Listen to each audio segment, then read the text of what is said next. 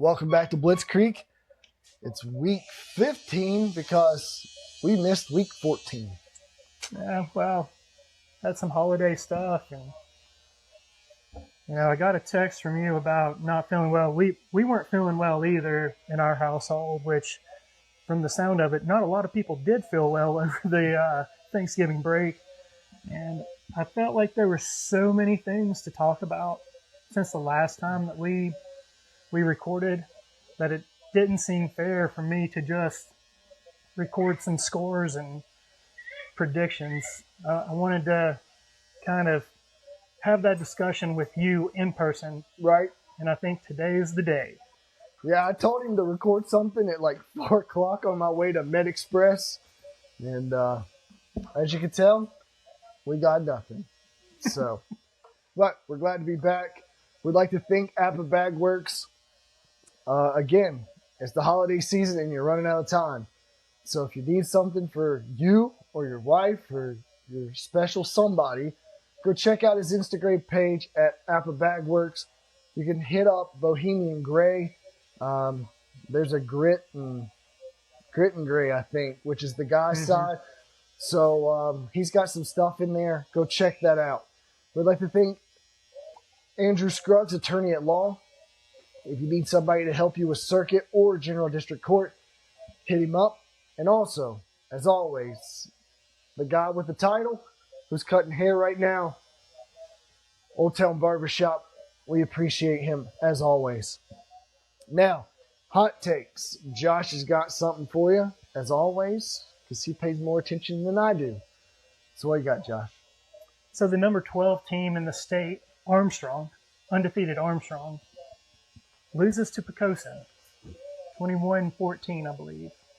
And that may be the biggest upset in a lot of the playoffs, with the exception of maybe one, where a 19-game losing streak was snapped in Augusta County, Virginia, with Buffalo Gap getting the W over Riverheads, who had beat Buffalo Gap 19 straight times, regular season and or playoffs. So, kudos to Pocosin, who silenced all the doubters. Pocosin was not ranked in the Max Preps top 25 in the state of Virginia, but Armstrong was number 12 as a 2A school. They were the number 12 team in the state of Virginia, all divisions, and they lose out on going to a state semifinal. They got beat last year by Kettle Run in the 3A playoffs by, I think, 3 points, 2 or 3 points. And then on top of that, TJ, who Armstrong beat, lost out in the 3A playoffs to Kettle Run by 3 points as well. So they were kind of the two teams that were vying for that side of the state.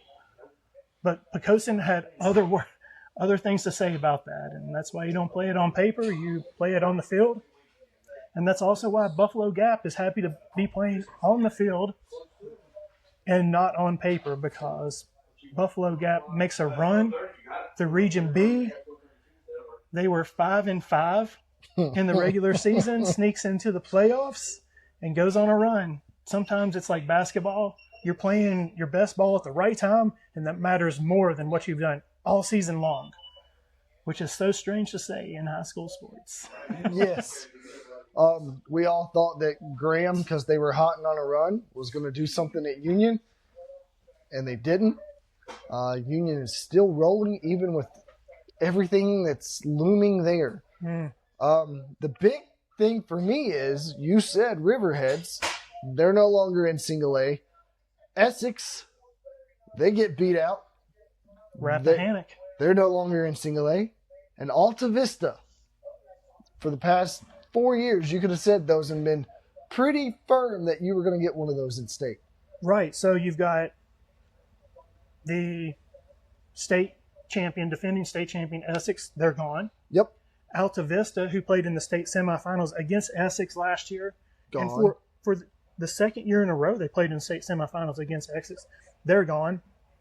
And then Riverheads, who's been AA, single A, back and forth, they're gone. And that snapped a 30-game single A playoff win streak not just the 19 games that they have won against Buffalo Gap, but Riverheads in single A, not counting the double A years, but in single A, they had 30 straight playoff wins.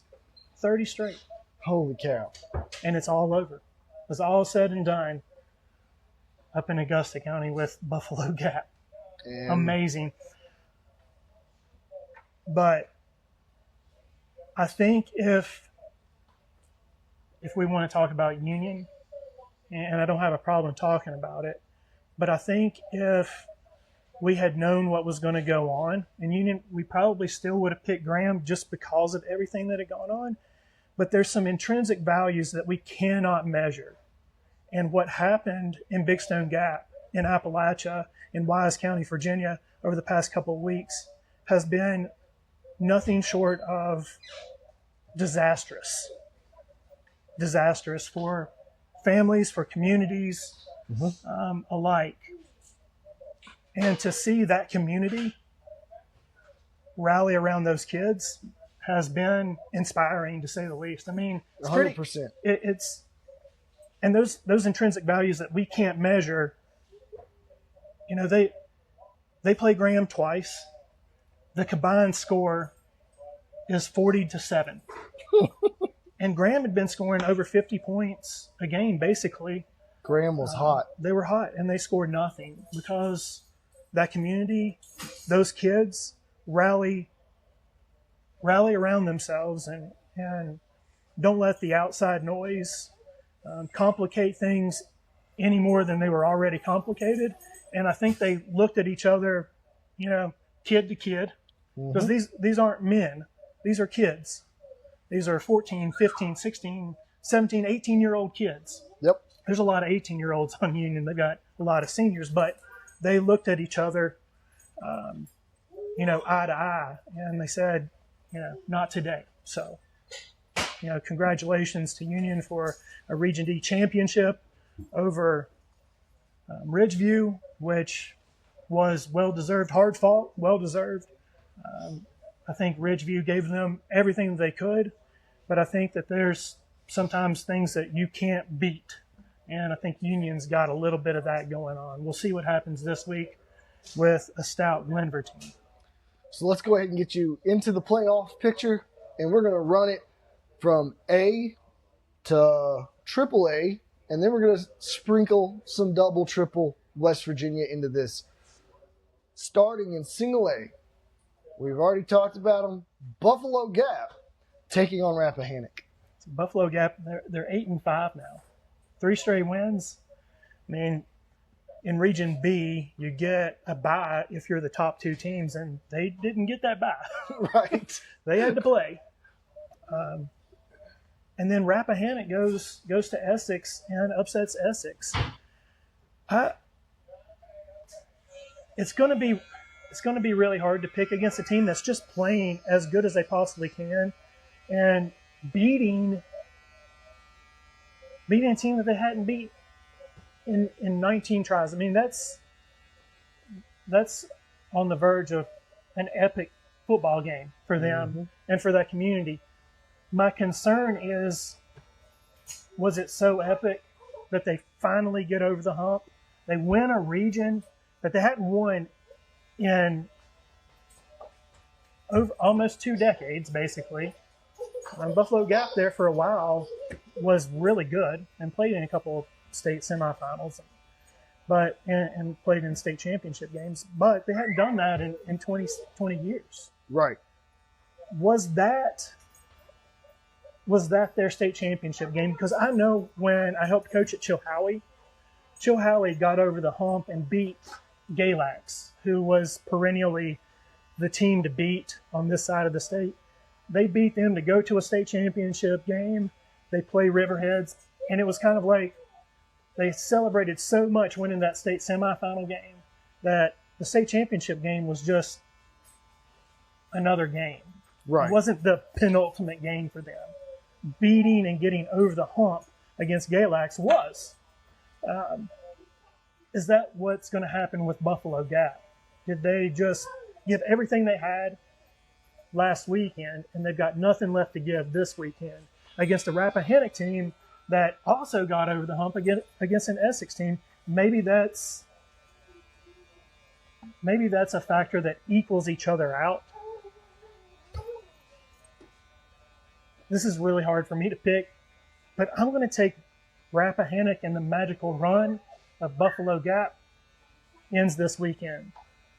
I think it's tight. Rappahannock 21, Buffalo Gap 20. I mean, you're in Warsaw, Virginia, which is a little place.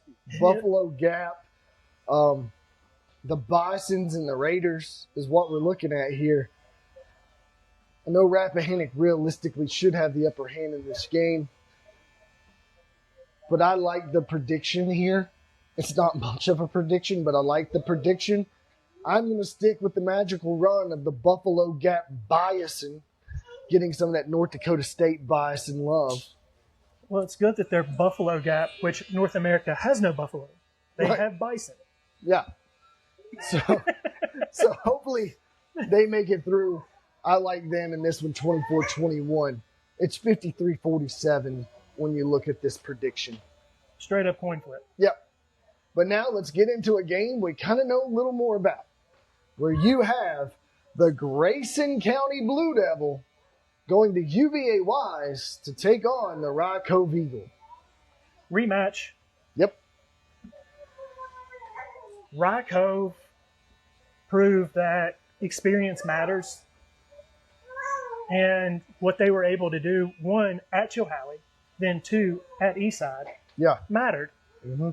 The fact that they were, sitting right there at number 3, having to travel the last 2 games, just proves that, I think their scheduling kind of prepared them for the playoffs, and the run last year prepared them for the playoffs this year. I can say the exact same thing for Grayson County. Grayson County ends a magical run for Craig, and then gets it done against George Wythe, who also had to go on the road and beat Giles County.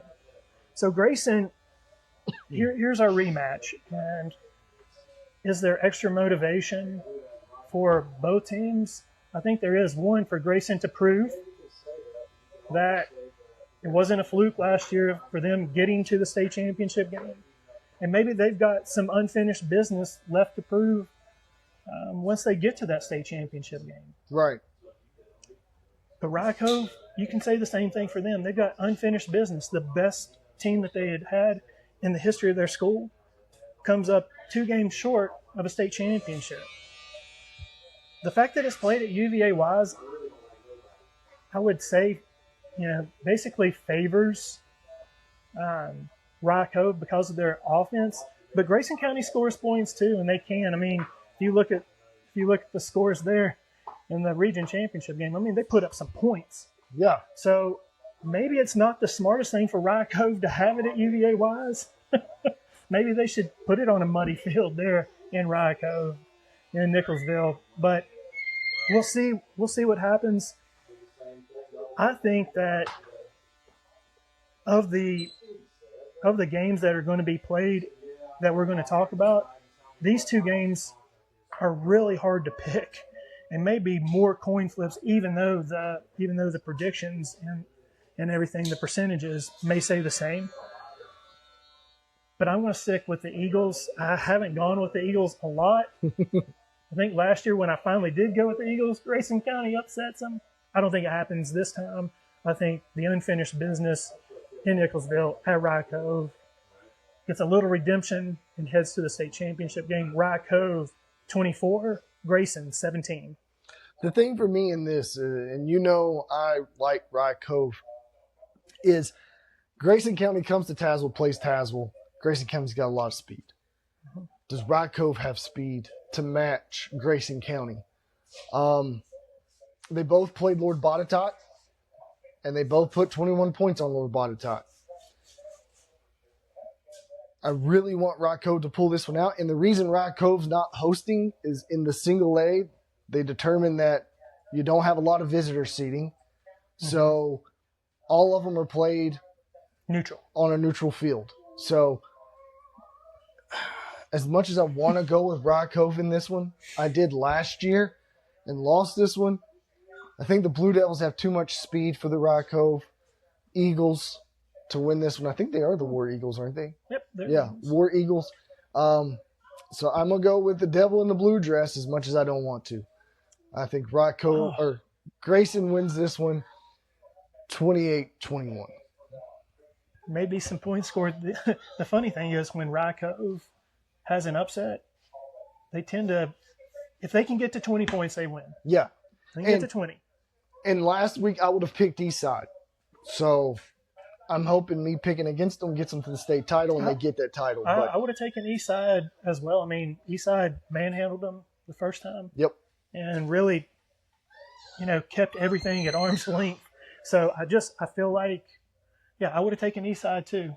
But here we are, rematch. All right, let's go to Double A, where the Poquoson Bulls take on the Strasburg Rams. Bull and the Ram sounds biblical. So Poquoson, like I said in my hot takes, one of the biggest upsets outside of maybe Buffalo Gap or Augusta County, outside of Augusta County. And they go to Armstrong and they pull the Region A championship out and sneak into the Max Preps top 25 in the state of Virginia. I think they're 21 now. And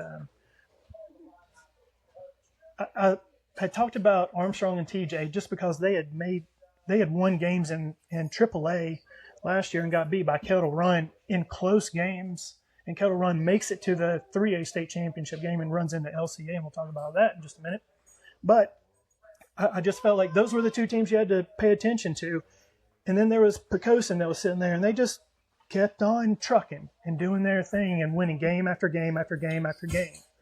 And then when it came down to it, they go to Armstrong, pull the upset, and here they are playing Strasburg. Strasburg disappointed me last year. I really thought Strasburg was a whole lot stronger than what they were.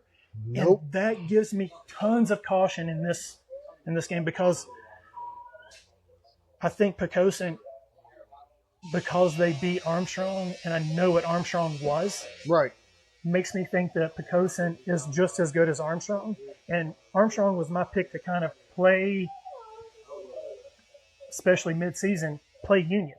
Mm-hmm. Glenver has made me second-guess that a little bit, plus everything that's going on. But because Strasburg gives me reservation about how they played in the state championship game last year, and them not seeming as strong, and Poquoson beating the team that I had picked makes me think that Poquoson's the team to beat, especially on that side. So I'll take Poquoson in a semi-close game, 28-10. Yeah, I've been saying since Poquoson got into the playoffs, I like them to make it to the state title, and I still do. They've got Strasburg at 53% in this one to beat, but if Strasburg plays in the playoffs like they did against Graham last year in the state title, I don't want any part of it. Right. So I still like Poquoson in this one, and if you're a Richlands fan, you have a little heartburn right now because we're talking about Poquoson. But I like Poquoson to win this one as well, like 28-14. Moving the ball because they have that Riverhead type offense at Strasburg. Right. They are ball control, and they're running T formations and different things like that. They have wide splits, and I think Poquoson might do the same. Poquoson runs a wing T, yeah. Yeah. So we'll see. Poquoson went and basically controlled that Armstrong game from start to finish. So right.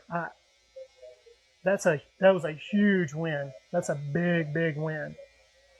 And now we get into the heavyweight fight between the Glenver Highlanders, who will travel 200 miles to get to Big Stone Gap, to go to Bullitt Park, to take on the undefeated Union Bears. So Glenver is going to make a trip down to D again. They made a trip to Bluefield. This time they're going to head another hour and a half, 2 hours west into Big Stone Gap. And I don't know what to say about this because, like I said before, the intrinsic value of what's happening in Big Stone Gap can't be measured.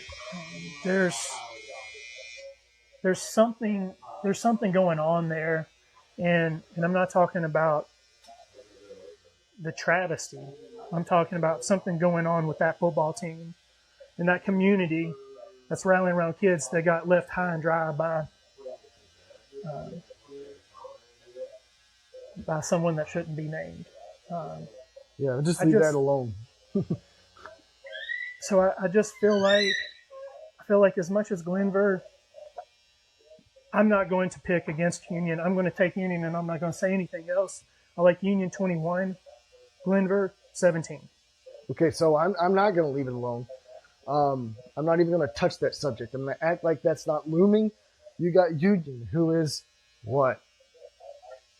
13-0 right now. You have 2 running backs who are bowling balls. I continue to say it. The problem that I see with Union is Union can't throw. Ridgeview goes in there. They're on the 10-yard line to tie this game up in the 4th quarter with a minute to go, and they couldn't put it in. Glenvar's not Union. Glenvar's got a quarterback that is better than Mike Reese. I can't say his last name, so I'm not even going to try. Lebanon goes into Union and throws for 300 yards, but loses that game. They got better wide receivers at Glenvar. They have a better quarterback. He also can move if he needs to. They have a running back who I would say is Maurice Jones-Drew of high school sports right now. He looks like he's 5'6". He gets lost in the line, and the next thing you know, he's off for a 79-yard. Yeah, it's like LT. So Glenvar's really good. Union is really good. This could be a magical season that I'm overlooking down in Bullitt Park, but I think Glenvar's got the answer. And on film, I've watched some of them. They look really good. I'm not picking against the Highlanders. I like Glenvar like 35-24. Yeah, Glenvar reminds you a lot of Radford a couple years ago, but probably with better skill athletes. Graham. Okay, so Ridgeview gets inside the 10 in the 4th quarter, can't score. Graham gets inside the 20 multiple times in that game, can't score. Yep. For whatever reason, Union, they give up a ton of passing yards to Lebanon, but Lebanon can't score more than 21 points. For whatever reason, no matter who Union's playing, once they get to that 20-yard line, it's like those kids look at each other and say, no more. Yep. That's it. So it's a bend but not break defense. I agree that Union struggles throwing the ball. So points are at a premium early in this game. If Glenvar can score points early, that may change things for a Union team that scored a lot of points early but hadn't scored as many points, mainly because they've lost a play caller. So we'll see how much that affects everything. But if Union can keep it even to halftime, I like Union to come out in the second half. If they can't keep it even, Glenvar will walk away with it in the end. If Union's able to bully Glenvar like they did Graham and Lebanon, then it's Union's game. Right. Yeah, I mean, if they can go in and bully them, then it doesn't matter. But no one's been able to do that to Glenvar yet. No. If Glenvar can score like that, there's one game they put 76 points up. So, I don't know. We'll see. Yeah, it'll be interesting to watch. Definitely going to keep my eye on Big Stem Gap. Let's go into AAA, where you have Lake Taylor taking on Magna Vista. Do you have the score of the Magna Vista regional championship game? I think they scored 60 points again. Honestly, it's unbelievable.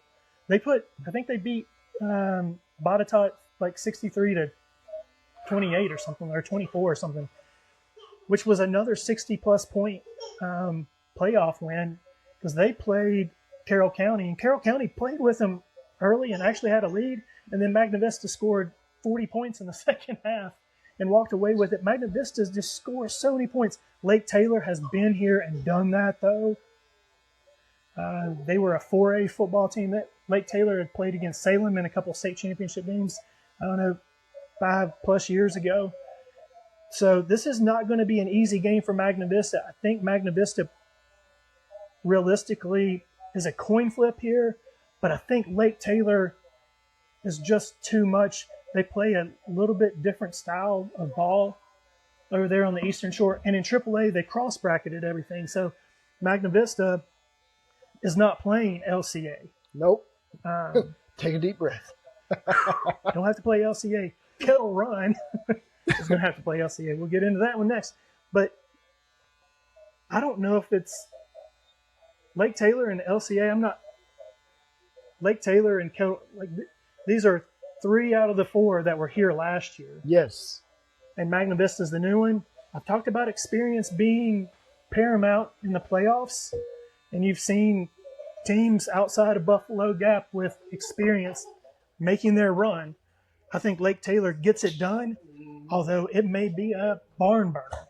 Lake Taylor 41, Magna Vista 40. Whew.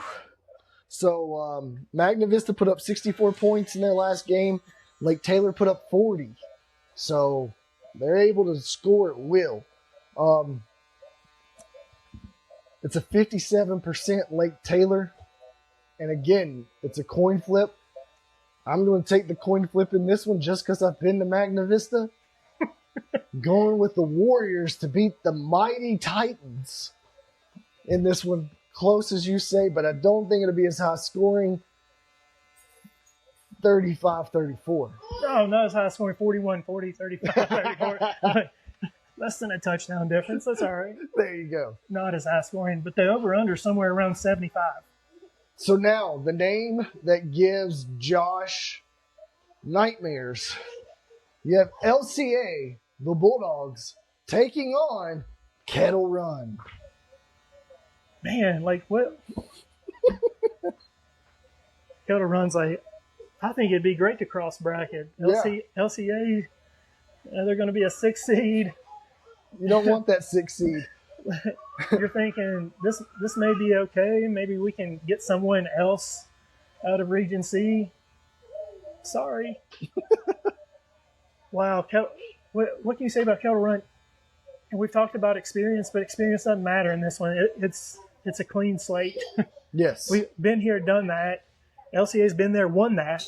And Kettle Run has been there, lost that. Yep.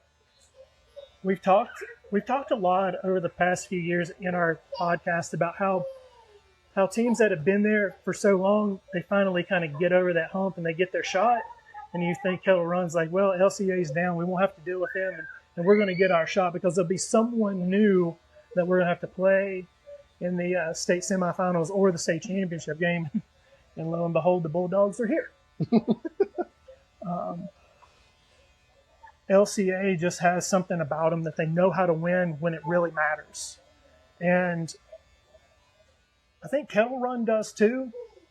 But is it as much as they need in order to beat LCA and get over that hump? I know what the prediction says. They're still a 6 seed. I think it's a closer game than what people think because LCA doesn't have the talent that they had last year. Nope. And I think Kettle Run's a little bit better than they were last year. So there could be some evening of the scales, some balancing of the scales. But I can't go against the Bulldogs. LCA 31, Kettle Run 24. And that's exactly what I wanted to hear in this prediction because I didn't want it to be like on game day. You're gonna take your team. 74% LCA in this game. But if Lee Corso was sitting there with his pencil, not so fast. They lose their running back last year to Clemson. They lose a lineman to Clemson. Yes, they still got some of their powerhouse talent. They got a great quarterback sitting there. But Kettle Run has this sour taste in their mouth because they lose in the state title to LCA. They don't have to face them in the state title. They just have to go back. Or no, LCA has to come to them because they're a 6 seed. So now they get to play them on their turf. I like Kettle Run in this one. 28. I'm staying around the same premise. 21. It's going to be a good game. So lots of rematches. a lot of rematches. Some state title rematches because of cross bracketing.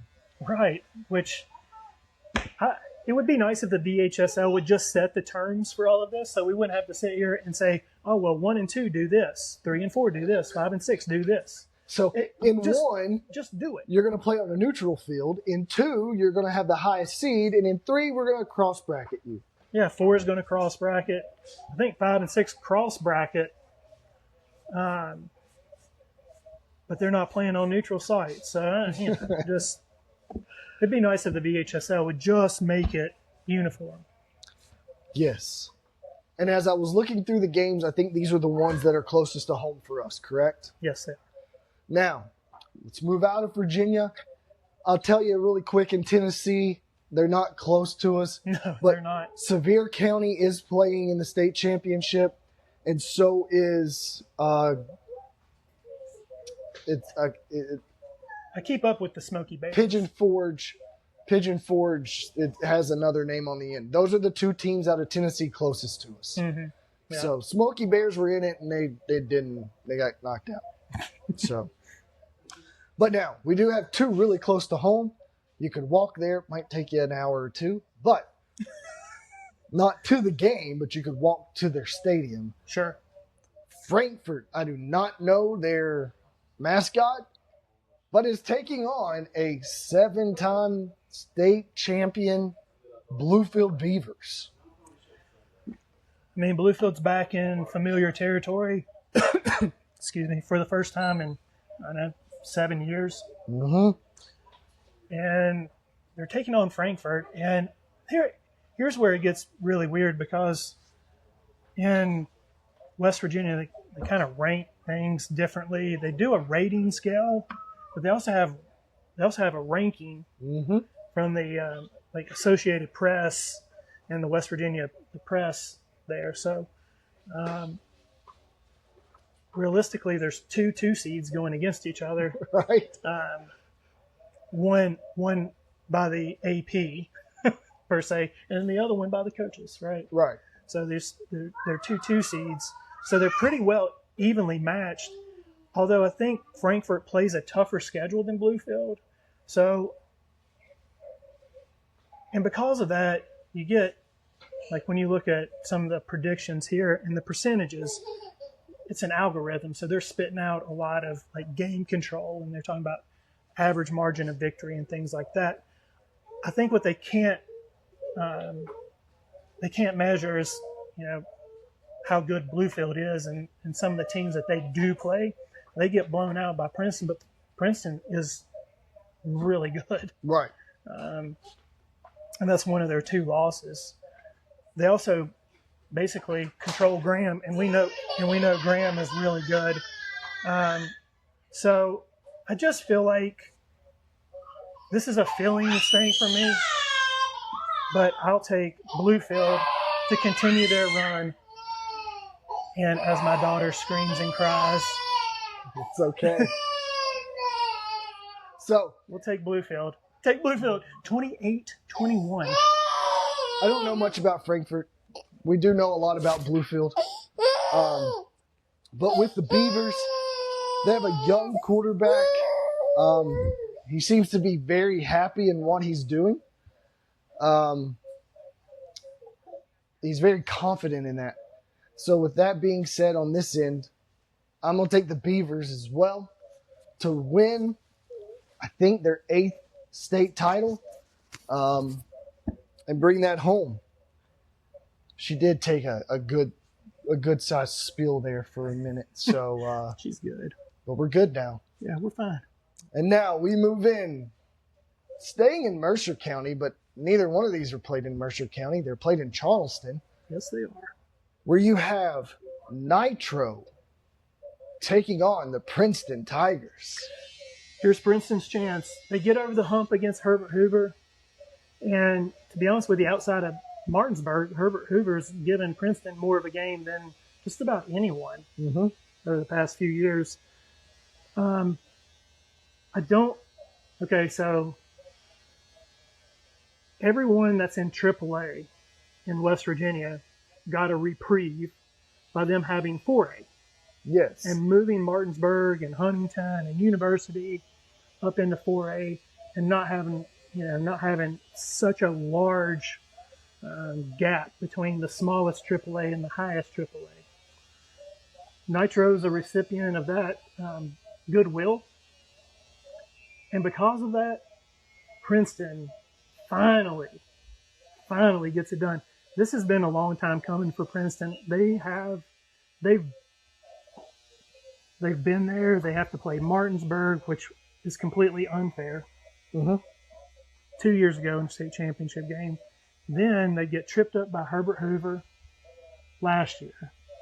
And then this year they finally get over that hump, but it's not one of those games where you're like, oh, finally we beat them and we've got nothing left for a state championship game. It's like, no, we beat them to get back to finish the business that we should have finished last year and the year before, even though the year before we didn't, it's truly an unfair matchup. Yes. It's like in all honesty, in Virginia, it'd be like a 2A team trying to play a 4A team in the state championship game, which Virginia doesn't do anymore. So Princeton finally gets over the hump. They've got too many athletes. That quarterback is going to will them to this win. And I think Princeton gets it done 31-20. Yeah, give me the Tigers in this one. I don't know what Nitro is. They could be the Tigers. Probably not, but They could be the race cars. could. But I like Princeton in this one as well to bring home 2 to Mercer County. Bluefield. Yeah. Princeton. And Princeton. Now, if you were wondering about South Carolina, Loris did not bring home a state title. They lost to Oceanfront. So there's that. And now, for the biggest question we have, where are you going to eat at on Friday? Be noodled. Going to try it out. Looked amazing inside of there. They've done a ton of work, but I'm going to try Be Noodled out. I know they're not a sponsor anymore, but I'm going to try Be Noodled. So, grand opening was today. I was there. It's beautiful in there.